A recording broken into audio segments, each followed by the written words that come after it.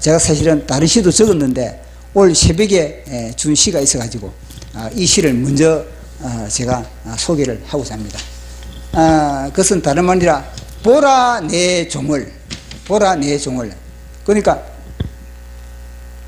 하나 이 말씀의 패러디거든요. 패러디. 자, 보라 내 종을 나원수, 보라 내 종 이승만을 그는 형통하리니. 그러니까 이 대한민국의 기초를 세운 우리 이승만 대통령에 대해서 똑같은 겁니다.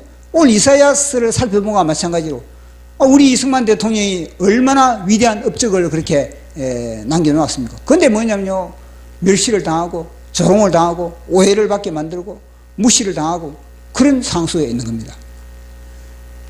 보라 내 종 이승만을 그는 받들려 높이 들려서 지극히 존귀케 되리라.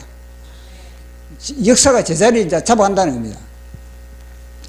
전에는 그의 업적이 왜곡되고 날조되고 조작되어 역사 속에 멸시를 당했지만 지금은 그의 업적에 커튼이 활짝 열려 1.1획도 가리짐 없이 자자손손의 빛을 발하리라. 보십시오. 이승만 대통령의 제대로 평가가 되지 않는 한 대한민국은 희망이 없는 겁니다. 어둠 속에 늘 뭐냐, 이 마귀의 사기 속에 놀아날 수밖에 없는 겁니다. 이승만 대통령이 드러나는 한, 이승만 대통령이 빛을 발했을 때 비로소 대한민국은 제대로 이제는 설 수가 있는 겁니다. 그가 열방의 기념비가 될 것이며 열방의 통치자들은 길이길이 그를 노래하리라. 그런데 이 이승만 대통령의 빛을 발휘한 분이 누구냐? 그것도 정광훈 목사님. 그래서 또 이들은 정광훈 목사님에 대해서 노래를 하지 않을 수가 없는 겁니다. 보라 내 종 정광훈을 그는 형통하리니,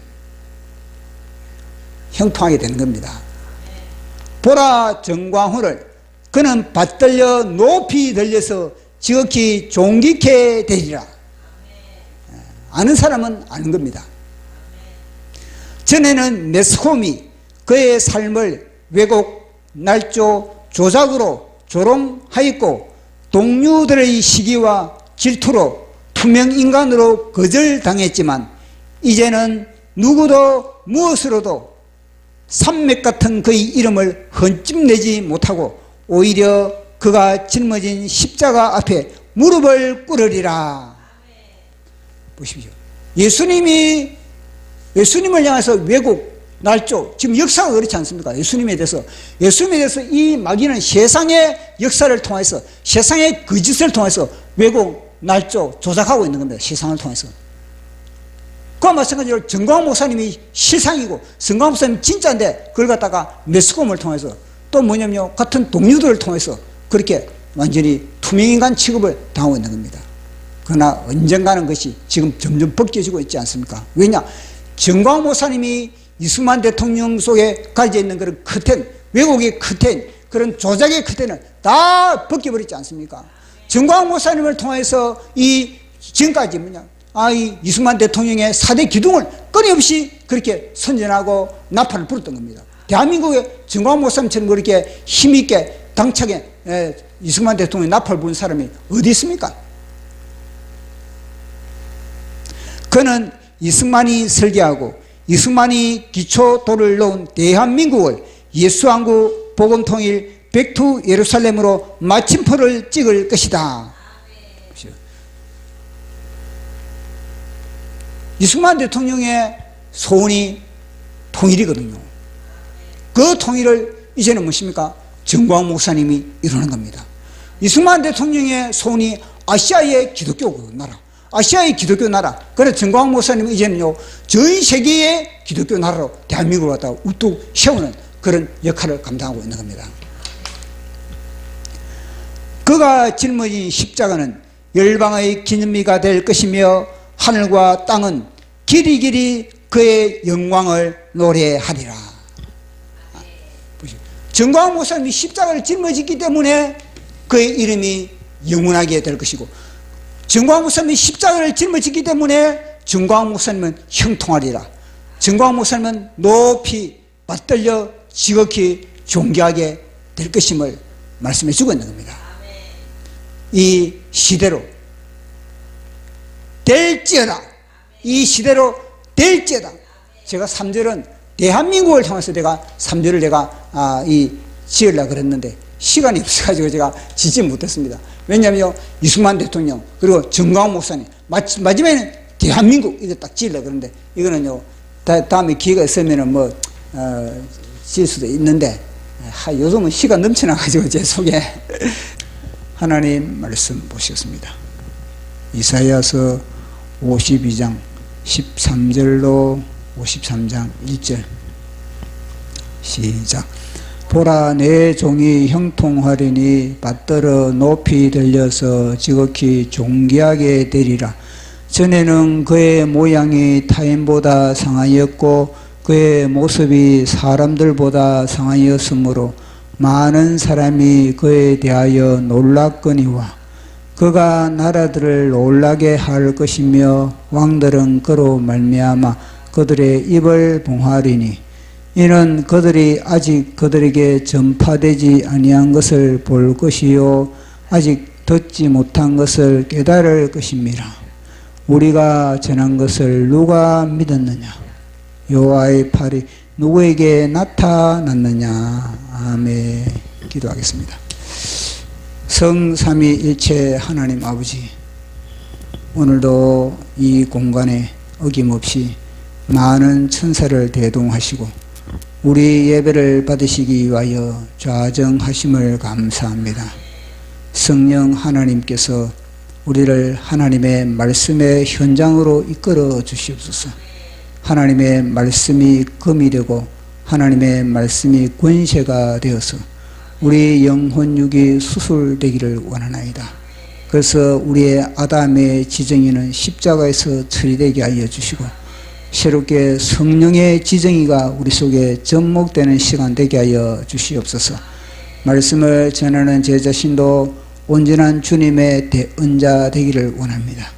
저에게 부어주신 영감이 아낌없이 분출되게 하여 주시옵소서. 백배 증폭되는 시간 되기를 원합니다. 모든 것 감사 영광 돌리며 예수님 이름으로 기도드리옵나이다. 아멘. 우리는 계속해서 이스라엘 백성들의 역사를 통하여서 우리의 삶에 적용시키고 있습니다. 이스라엘 백성들은 그 백성이 형성될 때 고난을 통해서 민족이 형성되었습니다. 믿음의 조상 아브라함을 통해서 이스라엘 백성들이 한 틀을 그렇게 어디에서 형성되었냐면은 바로 애굽에서 400년 동안 노예 생활을 통해서 민족의 틀이 그렇게 잡혔던 것입니다. 그래서 이 이스라엘 백성들의 고난을 통해서 이제 고난의 종 되시는 예수 그리스도께서 오실 수 있는 길이 그렇게 열렸던 겁니다. 만약에 이스라엘 백성들이 그 400년 동안의 고난의 틀을 닦지 않았다면 그 민족은 지금까지 이 근제한 그런 것을 보면은 지금까지 이 근제할 수 있는 것도 다 그 고난의 저력으로 인해서 모든 역경과 시련과 외부의 침략으로부터 그들은 민족을 형성할 수가 있었던 겁니다. 그 민족성을 정체성을 형성할 수 있었던 것은 바로 그들의 그 고난을 통한 역사였고 그것이 결국은 신앙 고백으로 성화되었기 때문인 겁니다. 자, 그러면 우리는 이 이스라엘 백성들의 역사를 통해서 그것은 한마디로 보면은 고난의 역사인데 이 고난의 종에 대한 묘사, 예수 그리스도에 대한 그런 그들의 역사의 주인공 되는 예수 그리스도에 대한 묘사가 우리는 이사야서를 통해서 명쾌하게 소개하고 있는 것을 살펴보았습니다. 이사야는 이 네 편의 그런 시로서 예수님의 고난을 노래하고 있습니다. 첫 번째 노래가 여호와 하나님으로부터 기름 부음을 받은 하나님의 이 고난의 종은 이제 이 세상의 불의한 세상, 불의함으로 가득 차 있는 이 세상에 정의를 펼치기 위하여서 이 땅에 오셨다는 겁니다. 그래서 그는 외치지 아니하고 그 목소리를 높이지 아니하고 그 목소리를 거리에 들리게 하지 아니하고 그는 쉬하지 아니하고 그는 낙담하지 아니하고 상한 갈대를 꺾지 아니하고 꺼져가는 등불을 끄지 아니하면서 이 땅에 정의를 펼쳐나가는 것을 노래하고 있는 겁니다. 그래도 두 번째 고난의 종의 두 번째 노래는 우리 예수님의 연단의 과정을 노래하고 있는 것입니다. 그들은 예수님은 주님의 장중에 날카로운 칼같이 그렇게 연마되고 전통에 꽂혀있는 화살촉처럼 그렇게 단련되는 그런 과정 속에서 나름대로 내면의 그런 갈등을 노래하고 있는 것이 두 번째 고난의 종의 그런 노래임을 우리가 살펴봤습니다. 세 번째 고난의 종의 노래는 우리 예수님이 이제는 새벽재단을 통해서 학자의 혀가 되고 새벽재단을 통해서 학자의 귀가 되어서 어떤 시련과 역경 속에서도 그 모든 것을 느끼니 감당하는 그런 모습에 대해서 우리가 살펴봤습니다. 그래서 우리는 또 지난주에 이어서 네 번째 고난의 종 예수 그리스도에 대한 노래를 살펴보고 있습니다. 이 네 번째 시는 첫 번째 고난의 종의 노래와 세 번째 고난의 종의 노래, 두 번째 고난의 종의 노래, 이것이 하나의 그런 종합적으로 그렇게 이 네 번째 고난의 시에 그렇게 다 들어가 있는 겁니다. 그래서 예수님이 이제 사역을 베풀므로 있어서 예수님의 그런 오해, 그리고 예수님의 그런 하나님의 장중에서 훈련받고 하나님의 장중에서 연단받는 그런 과정 속에서 많은 사람들은 예수님을 이해하지 못했다는 겁니다. 그렇지만은 결국은 우리 예수님이 높이 이제 받들려서 존귀케 되는 그 결말을 노래하고 있는 겁니다. 오늘은 우리 예수님의 이 고난의 종의 노래를 좀 더 깊이 우리가 살펴보고자 합니다. 먼저 이 이사야서 마지막 고난의 종의 노래를 보면은 먼저 이 시인이 외치는 것이 뭐냐면은 보라 그렇게 외치고 있습니다. 보라. 그것은 모든 사람들의 이목을 끌기 위해서 보라 그런 의미도 있지만은 역시 마찬가지로 그와 같이 포함되어 하나의 그런 감탄사입니다. 와후 이런 겁니다. 그러니까 이것도 하나의 그런 주위의 사람들이 주목을 끌기 위한 하나의 그런 감탄사로서 모든 사람들이 하는 일을 멈추고 모든 사람들의 모든 생각을 다 이제 멈추고 오직 이 선지자의 선포에 그렇게 온 마음을 집중하라 이런 메시지가 보라 그렇게 이야기를 하고 있는 겁니다. 자, 우리 그 부분 우리 한번 읽어보도록 하겠습니다. 이사야서 52장 13절 같이 읽어보도록 하겠습니다. 시작. 보라 내 종이 형통하리니 받들어 높이 들려서 지극히 존귀하게 되리라. 아멘. 이 보라 이거는 제가 이 말씀을 준비하면서 뭐가 탁 와닿냐면요. 손상대 교수님이 지금 정광훈 목사님과 함께 전국을 돌아다니면서 지금 애국 활동을 하고 있습니다.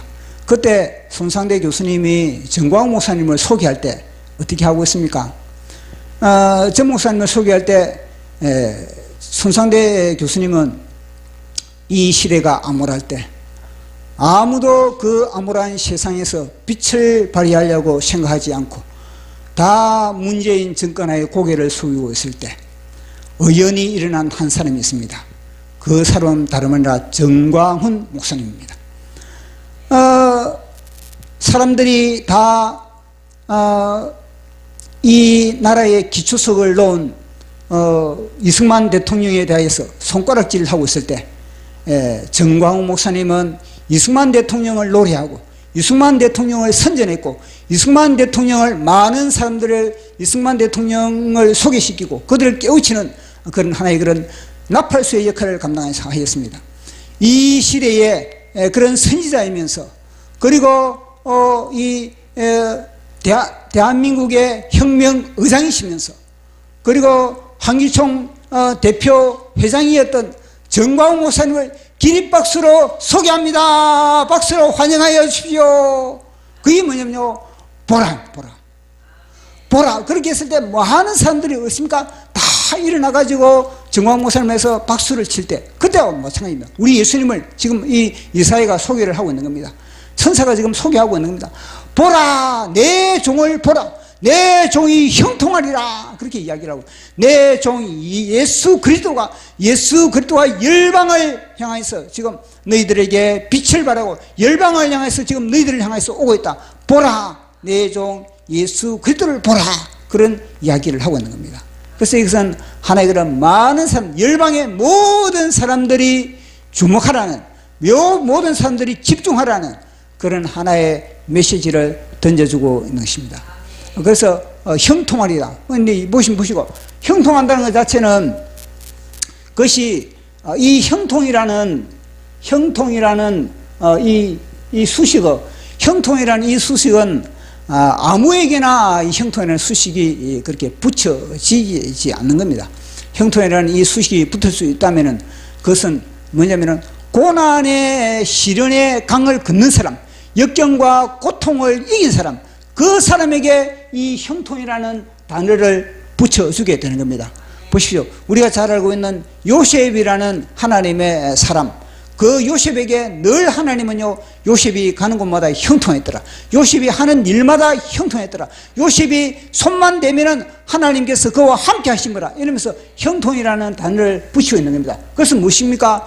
요셉이 고난을 통과했기 때문에, 요셉이 고난의 현장에서도 주님을 바라보고 주님을 의지하고 주님을 찬양하고 주님을 고백하기 때문에 하나님은 요셉에게 형통이라는 단어를 붙여주게 되는 겁니다. 마찬가지입니다.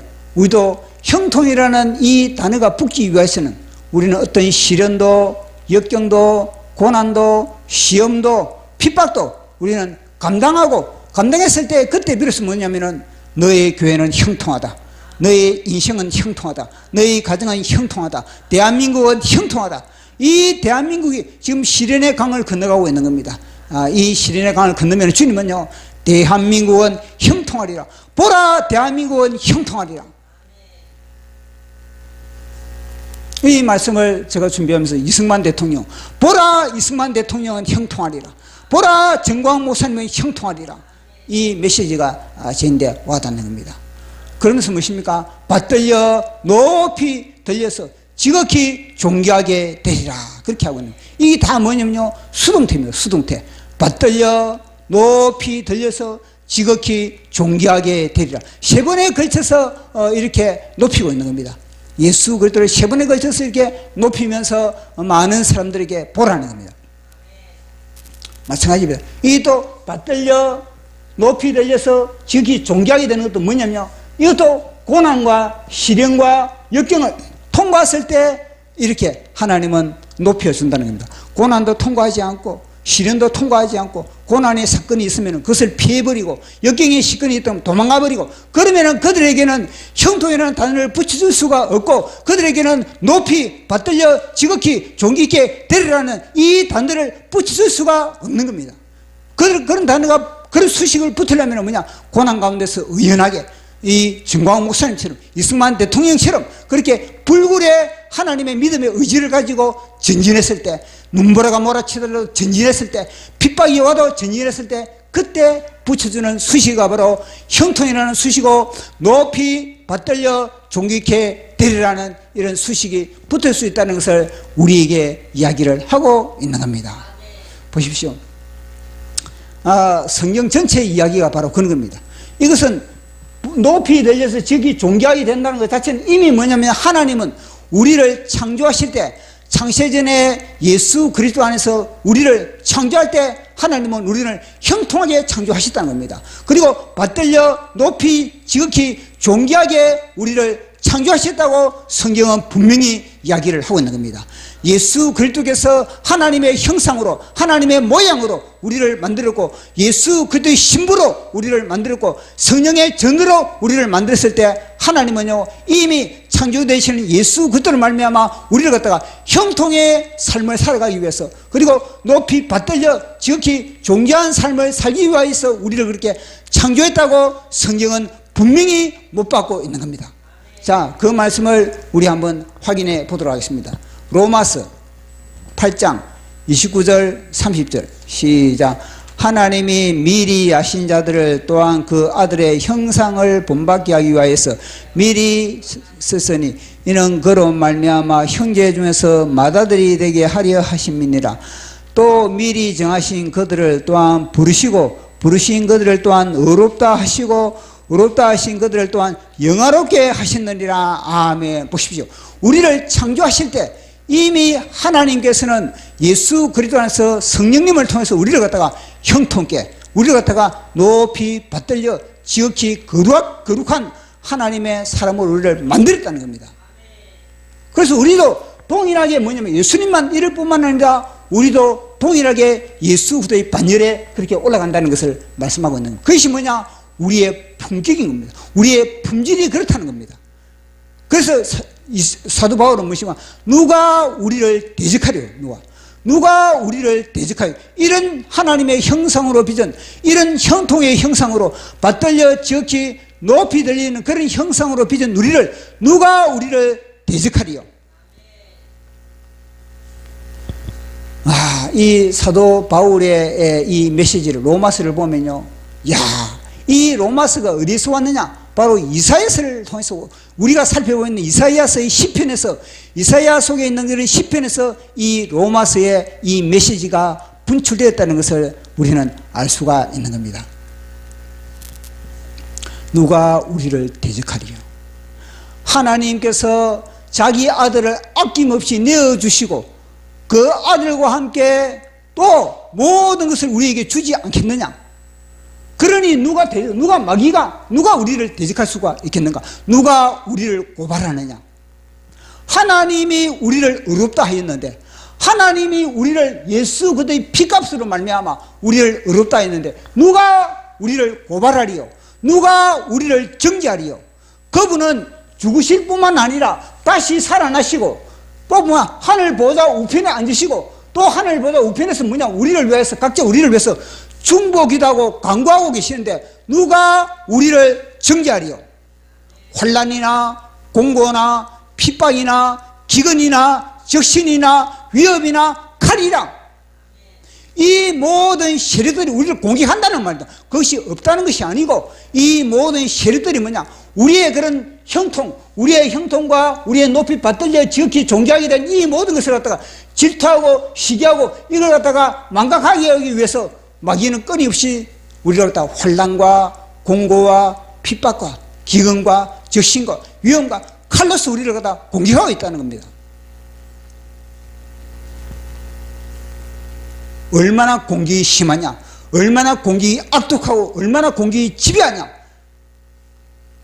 사도 바울은요, 우리가 종일 죽임을 당하며 마치 도살할 양같이 여김을 받았도다. 우리가 종일 죽임을 당하는 그 지경까지, 고난의 극하에까지, 고난의 극점에 이르기까지 마치 도살할 양처럼 여김을 받는 그 지경까지 하나님은 우리를 훈련시키시고 연단시키시고 단련시키시고 증거으로 빚어 가신다는 겁니다.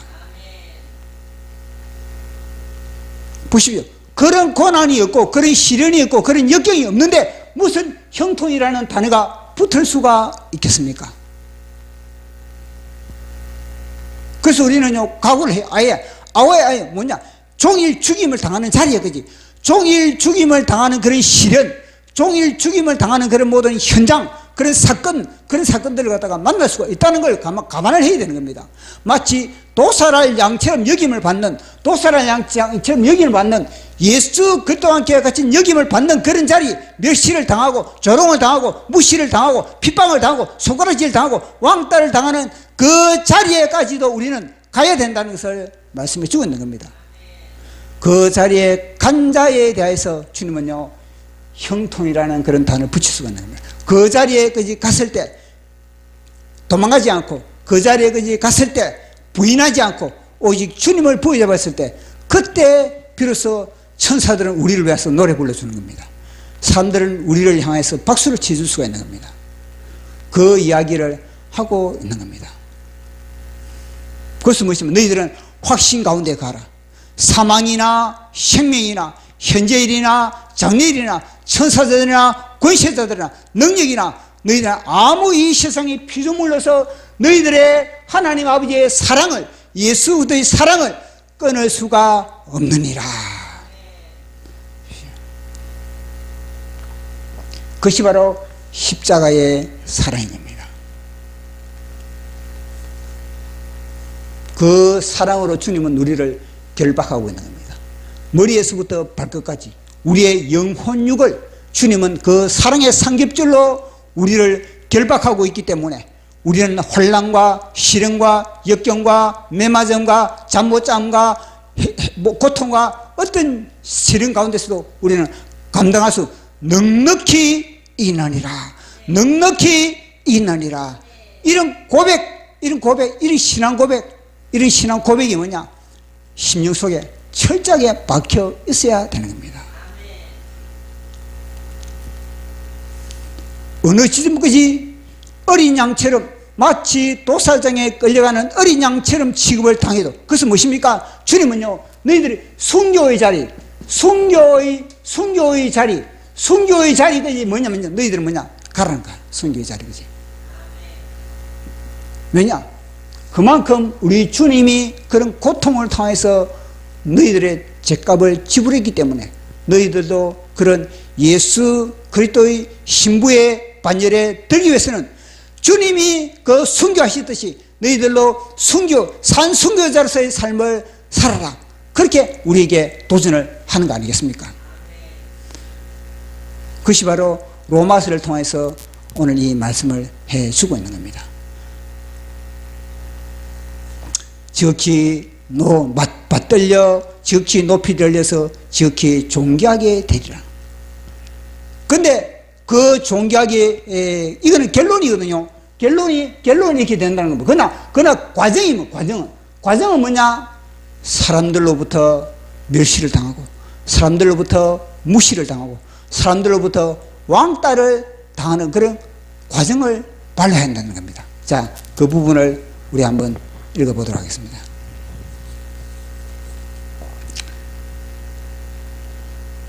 (52장) 14절 같이 읽어보도록 하겠습니다. 시작. 전에는 그의 모양이 타인보다 상하였고 그의 모습이 사람보다 상하였으므로 많은 사람이 그에 대하여 놀랐거니와. 아멘. 보시오. 보통 사람들보다 더 상했다는 겁니다. 시련과 역경을 통해서 보통 사람들보다 더 인생이 팍상 늙어버렸다는 겁니다. 인생의 나이는 30대인데 보니까 남들이 볼 때는 나이가 50대 그렇게 보인다는 겁니다. 그만큼 뭐냐?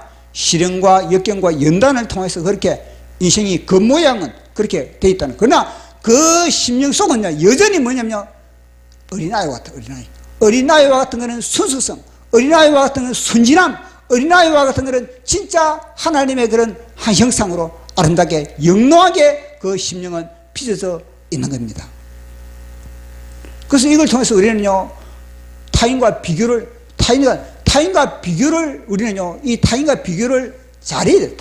타인과 비교를 할 때는 뭐냐면 나의 발전을 위해서 비교를 하고 나의 겸손을 위해서, 나의 감사를 위해서, 뭐 예를 들어서 타인이 나보다 더 잘한다. 그러면은 나의 발전을 위해서 도전을 그 사람에게 내가 도전 의식을 가지면서 나도 배워야 되겠다. 나도 저 사람과 나도 더 잘해야 되겠다. 이런 의식으로 비교를 하는 것은 괜찮은 겁니다. 그리고 또 비교를 하면서 저런 어려운 가운데서 저 사람이 인내하는구나. 그러면서 뭐냐면 나이가 하나님, 나는 저분보다는 열악하지 않지만 나에게 또 이런 환경을 저에게도 주셨군요. 그에 대해서 또 감사를 하고 그래야 되는 겁니다. 그런데 보십시오. 마귀는 어땠습니까? 마귀는 이 비교를 통해서 그 사람의 신앙을 갖다가 완전히 짤짤 흔들어 놓고 있는 경우가 너무나 많다는 겁니다. 보시 가인과 아벨 이거는요, 아벨의 예배는 연락이 된 겁니다. 아벨의 예배는. 근데 가인은 뭐냐면요, 그 예배가 연락이 안 되니까 비교를 통해서 뭐냐, 아니 가인은 하나님께 예배가 연락이 돼가지고 그 삶이 늘 기쁨이 있고 삶의 현장에 감사가 있고 삶의 현장에 늘 하나님이 동행하는 것이 눈에 보이는데 왜 나는 이렇게 스트레스 받느냐는 겁니다. 왜 나는 이게 인생이 답답하냐는 겁니다. 왜 나는 이렇게 인생이 그렇게 피곤하냐는 겁니다. 그러면 그 비교를 통해서 아벨을 통해서 가인은 뭐냐면요, 회개라고. 회개. 하나님은 아벨을 통해서 가인에게 너 회개하라 이런 메시지를 던져주고 왔는데 이 가인은 뭐 어떻게 합니까? 비교의식에 사로잡혀가지고 이 마귀가 주는 마이너스 비교의식에 사로잡혀가지고 가인을 갖다 죽여버린 아벨을 때려 죽여버린 겁니다. 이런 경우가 얼마나 많습니까? 예수님이 누구인데 누구로 말미암아 예수님 죽임을 당했습니까? 이 비교 바리새인과 서기관들과 제사장들이 그들이요 그들에게 몰려있던 인기가 그동안에 어느 누구도 침범하지 못하는 그들에게 몰려있던 그 시선이 어디로 몰려가는가? 다른 데로 몰려가니까 예수 그리스도에게 몰려가니까 그들이요 죽여버리자. 회개할 생각을 해야지. 그들이 회개를 해야지. 그들은 회개하기에는커녕 아예 예수를 죽여버리자. 그렇게 나온 겁니다.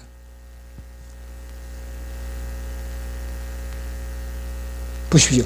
정광훈 목사님에게 사람들에게 그렇게 인기가 가면은 그러면은 국민의힘당에서 어디 해야 되겠습니까? 그러면 정광훈 목사님과 손을 잡아야지.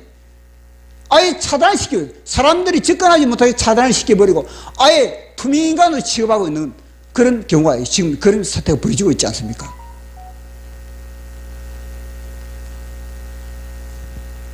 그래서 이런 비교를 통해서 사단은 늘 뭐냐면 실족하게 만들고 우리를 발전시키고 우리를 더욱더 업그레이드 시키는데 사용을 해야지. 이걸 갖다가 나 자신을 갖다가 그걸 갖다가 비참하게 생각하는 그렇게 비참하게 만들어가지고 결국은요 실족하게 만드는 것이 바로 이 사단입니다.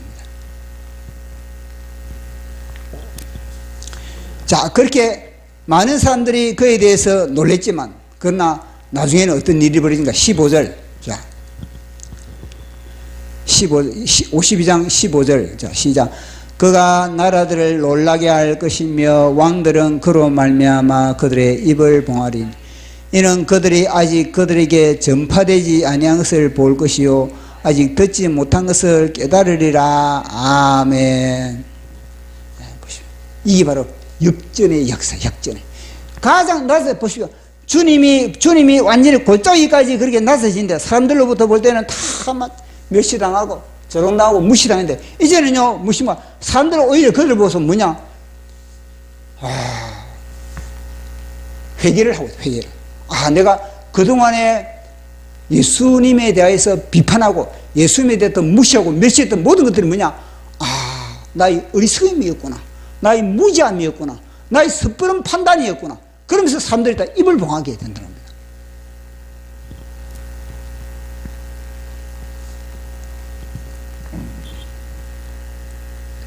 이게 바로 역전의 역전. 이게 바로 뭐냐면 인생 역전. 하나님은 우리를 갖다가 역전케 하시는 역전의 도구로 우리를 사용하신다는 것을 말씀해 주고 있는 겁니다. 보시오. 하나님은 드라마의 연출을 우리 드라마에서 모든 드라마에서 그런 뭐냐면요 드라마가 사람들에게서 매력을 끌기 위해서는 뭐냐 반드시 역전의 역사가 있는 드라마가 인기를 끌게 되는 겁니다. 관심을 갖게 되고 다 시청자들은요 처음부터 잘 나간 그런 드라마는요 인기가 없는 겁니다. 그러나 처음에는 짓눌리고 짓밟히고 멸시당하고 조롱당하는 그런 인생이 나중에는 마지막 뒤기를 통해서 역전을 했을 때 비로소 그것은 뭐냐면요 더 빛이 나는 그런 드라마가 되고 그런 작품이 되고 그런 소설이 되고 그런 영화가 되는 겁니다. 사건들도 다 마찬가지입니다. 보십시오. 이 엘라 골짜기에 하나님은요 역전의 용사로 누구를 투입시켰습니까? 다윗을 투입시켰습니다. 그 당시 엘라 골짜기에서는요 이스라엘 나라가 완전히 블레셋으로 인해서 완전히 상침을 당한 그런 위기에 있는 겁니다. 그런 위기에 하나님은 역전의 용사 다윗을 투입시키는 겁니다. 마찬가지입니다. 대한민국이 완전히 주사파로 인해서 상침을 당하는 그런 상황 속에 역전의 용사 정광훈 목사님을 투입시킨 겁니다. 보시, 우리나라 대한민국 보시, 인천 상륙작전, 인천 상륙작전, 이것도 뭐냐면요, 역전의 드라마. 대한민국이 완전히 공산군에게 다 망해져가지고 나라가 완전히 그렇게 초토화되어 버렸는데 하나님은요, 역전의 사건을 일으키, 그것이 뭐냐면요, 인천 상륙작전인 겁니다. 이 인천 상륙작전이 성공할 수 있는 확률은요, 5,000대 1입니다. 5,000대 1의 확률을 가지고 있는 겁니다. 이 5,000대 1의 확률을 가지고 인천 상륙작전을 시작한 겁니다. 그 당시에 모든 그런 지도부에서는, 미군 지도부에서는 뭐냐면, 인천을 뽑은 것이 아니라 군산, 그 다음에는 평택, 그 다음에 주문진, 이 지역을 갖다가 상륙하려고 그렇게 했던 겁니다. 근데 메가드가 고집을 펴고 메가드가 인천이다, 인천. 왜냐? 역전의 포인트가, 하나님은 메가드 장군을 통해서 역전의 포인트를 지ним해 주었고, 메가드는 역전의 그 포인트를 놓치지 않고 인천 상륙작전을 통해서 혀를 찌른 겁니다. 허리를 뚫은 겁니다. 그것이 뭐냐면요, 가나안 땅을 정복할 때 가나안 땅의 중앙을 허리를 찌르던 그런 요수아 장군과 같이 그렇게 혀를 찌르던 겁니다. 역전의 드라마, 하나님은 역전의 드라마를 통해서 하나님의 영광을 드러내기를 좋아하시는 겁니다. 그래서 우리도 역전의 드라마의 주인공으로 우리는 주목받고 있는 겁니다. 역전의 드라마. 대한민국도 역전되리라. 정광훈 목사님을 통해서 대한민국은 역전되리라. 역전 드라마가 지금 연출되고 있는 거 아닙니까? 자, 그렇게 했을 때, 자, 이제 53장 1절 아주 중요한 겁니다. 자, 시작. 우리가 전한 것을 누가 믿었느냐? 여호와의 팔이 누구에게 나타났느냐? 아멘. 하나님이 전한 우리가 전한 것 무엇입니까? 복음이죠. 복음. 끊임없이 여호와 하나님을 통하여서 이스라엘 백성들에게 오실 메시아, 기름 부음을 받은 메시아, 그 메시아에 대해서 전했는데 누가 믿었느냐? 믿는 사람이 없었다는 겁니다. 그렇게 성경을 달달 외우고 이 성경을 가지고 평생을 그렇게 살아가면서도 이스라엘 백성들은 그 땅에 오신 예수 그리스도를 어느 누구도 영접하지 못했다는 것을 이야기해 주고 있는 겁니다. 이것이 요한복음을 통해서도 계속 이야기를 하고 있지 않습니까? 태초에 말씀이 계시니라. 이 말씀이 하나님과 함께 있었고 이 말씀으로 말미암아 천하 만물이 창조되었다. 이 말씀이 하나님이다. 그러나 하나님이 빛이 그 땅에 왔음에 어둠이 빛을 알지 못하더라.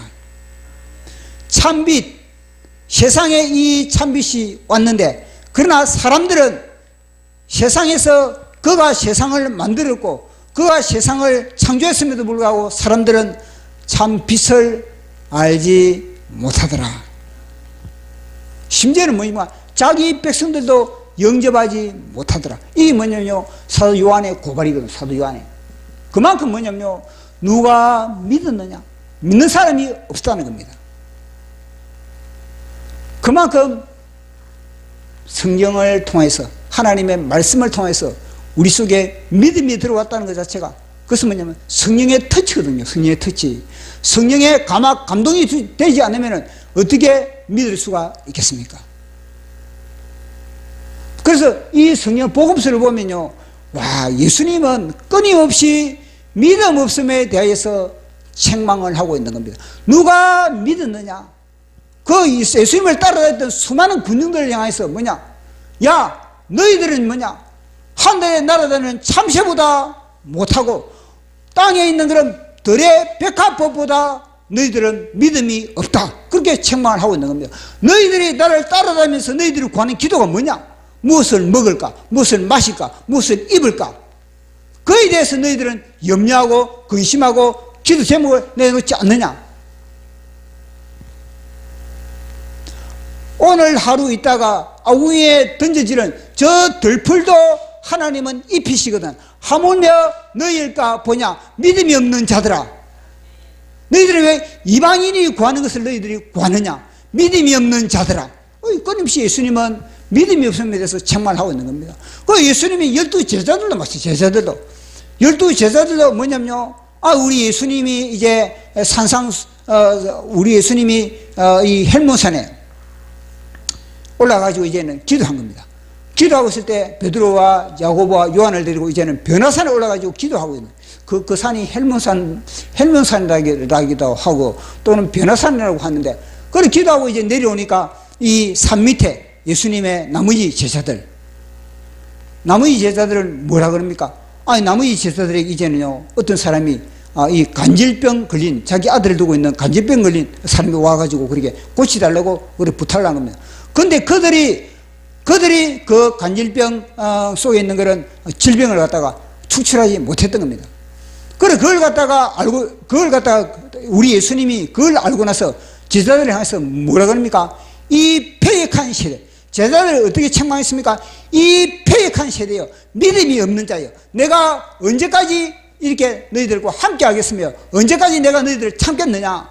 그렇게 우리 예수님이 구성을 했던 겁니다. 그러면서 그 제자들이 그 예수님에게 우리도 예수님처럼 그렇게 그 속에 간질병 귀신을 없습니까? 그렇게 했을 때 우리 예수님이 뭐라 했습니까? 겨자씨 하나일 만한 믿음만 있더라도 이 산을 들려서 바다에 던지라 해도 다 산이 뿌리채 뽑혀 바다에 던진다는 겁니다. 너희들은 겨자씨 하나일 만한 믿음이 없다는 것을 책망하고 있는 겁니다. 주님, 우리 속에 겨자씨 하나일 만한 믿음이 없음에 대해서 회개합니다. 뿐만 아니라 또 우리 예수님은요, 믿음을 가지고 있는 사람들을 얼마나 칭찬하는지 보시오. 가버나움의 백부장이 자기 하인이 중풍병 들렸을 때 우리 주님에게 나와서 그러지 않습니까? 내 지금 종이 하인이 중풍병으로 해서 고통당하는데 고쳐달라고. 우리 예수님이 알았다, 내가 가겠다, 내가 고쳐주겠다. 그러니까 아이고 주님, 우리 집에 주님이 우리 집에 오는 것을 내가 감당치 못하겠습니다. 말씀만 하시죠. 말씀만 하시면은 내 하인이 중풍병에서 노임을 받을 수가 있습니다. 그렇게 했을 때 우리 주님이 뭐라 그랬습니까? 우와, 이스라엘의 이만한 믿음을 내가 보지 못했다. 하나님의 나라가 되면은 본 아브라함의 자손들을, 많은 사람들이 아브라함의 자손들, 이방인들도 아브라함의 자손들의 그런 잔치에 동참하는데 본 나라의 자손들은 슬피 울며 이를 갈미 있으리라. 어둠에 쫓겨나서 그런 이야기를 하고 있는 겁니다. 가나안 땅의 여인도 보십시오.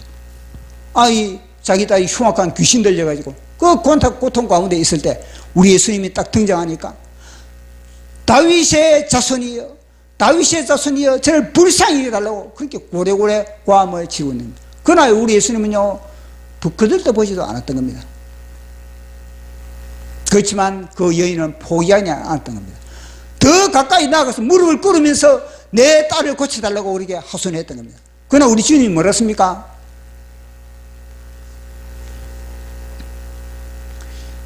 자녀의 떡을 취하여서 걔들에게는 줄 수가 없다. 나는 이방인, 나는 내 민족에 잃어버린 그런 양을 찾아서 내가 왔지. 내 이방인들을 관심 없다. 그렇게 했을 때 우리 이 가나안 여인이 뭐라 했습니까? 부스러기라 달라고. 내 개 맞다. 개 맞는데 그 개도 주인의 상에서 떨어지는 부스러기가 있지 않느냐. 그 부스러기 달라. 그러니까 우리 주님 무엇입니까? 우와, 이만한 믿음이 없다. 당장 너 딸 치료받았다.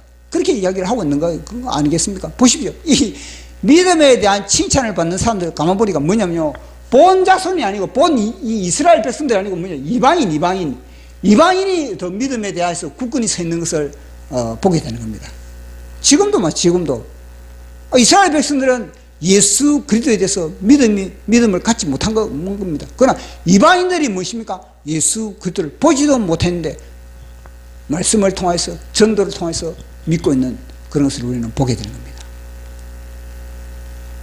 그래서 오늘 이 말씀에 믿음이 없는 자들아, 여호와 하나님 그 누가 믿었느냐.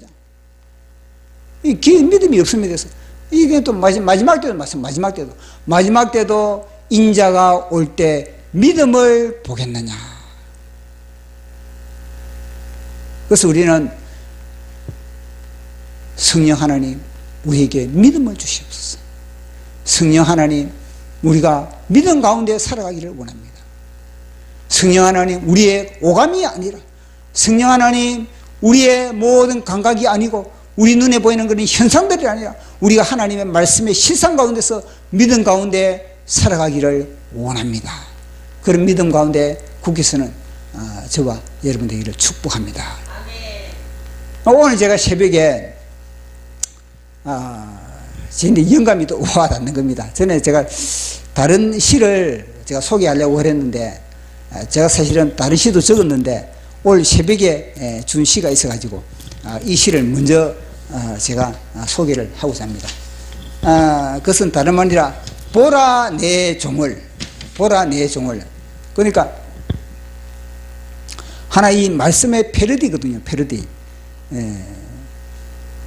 자, 보라 내 종을 나원수, 보라 내 종 이승만을 그는 형통하리니. 그러니까 이 대한민국의 기초를 세운 우리 이승만 대통령에 대해서 똑같은 겁니다. 오늘 이사야서를 살펴본 것과 마찬가지로 우리 이승만 대통령이 얼마나 위대한 업적을 그렇게 남겨놓았습니까? 그런데 뭐냐면요, 멸시를 당하고 조롱을 당하고 오해를 받게 만들고 무시를 당하고 그런 상수에 있는 겁니다. 보라 내 종 이승만을 그는 받들려 높이 들려서 지극히 존귀케 되리라. 역사가 제자리를 이제 잡아간다는 겁니다. 전에는 그의 업적이 왜곡되고 날조되고 조작되어 역사 속에 멸시를 당했지만, 지금은 그의 업적에 커튼이 활짝 열려 1.1획도 가리짐 없이 자자손손의 빛을 발하리라. 보십시오. 이승만 대통령의 제대로 평가가 되지 않는 한 대한민국은 희망이 없는 겁니다. 어둠 속에 늘 뭐냐, 이 마귀의 그런 마귀의 사기 속에 놀아날 수밖에 없는 겁니다. 이승만 대통령이 드러나는 한, 이승만 대통령이 빛을 발했을 때 비로소 대한민국은 제대로 이제는 설 수가 있는 겁니다. 그가 열방의 기념비가 될 것이며 열방의 통치자들은 길이길이 그를 노래하리라. 그런데 이 이승만 대통령의 빛을 발휘한 분이 누구냐? 그것도 정광훈 목사님. 그래서 또 2절은 정광훈 목사님에 대해서 노래를 하지 않을 수가 없는 겁니다. 보라 내 종 정광훈을 그는 형통하리니. 형통하게 되는 겁니다. 보라 정광훈을 그는 받들려 높이 들려서 지극히 존귀케 되리라. 아는 사람은 아는 겁니다. 전에는 매스컴이 그의 삶을 왜곡, 날조, 조작으로 조롱하였고 동료들의 시기와 질투로 투명인간으로 거절당했지만, 이제는 누구도 무엇으로도 산맥 같은 그의 이름을 흠집내지 못하고 오히려 그가 짊어진 십자가 앞에 무릎을 꿇으리라. 보십시오. 예수님을 향해서 왜곡, 날조, 지금 역사가 그렇지 않습니까? 예수님에 대해서 이 마귀는 세상의 역사를 통해서, 세상의 거짓을 통해서 왜곡, 날조, 조작하고 있는 겁니다. 세상을 통해서. 그와 마찬가지로 정광훈 목사님이 실상이고 정광훈 목사님이 진짜인데, 그걸 갖다가 매스컴을 통해서 또 뭐냐면요, 같은 동료들을 통해서 그렇게 완전히 투명인간 취급을 당하고 있는 겁니다. 그러나 언젠가는 것이 지금 점점 벗겨지고 있지 않습니까? 왜냐? 정광훈 목사님이 이승만 대통령 속에 가지고 있는 그런 커튼, 왜곡의 커튼, 그런 조작의 커튼을 다 벗겨버리지 않습니까? 정광훈 목사님을 통해서 지금까지 이 이승만 대통령의 4대 기둥을 끊임없이 그렇게 선전하고 나팔을 불었던 겁니다. 대한민국의 정광훈 목사님처럼 그렇게 힘있게 당차게 이승만 대통령의 나팔을 부른 사람이 어디 있습니까?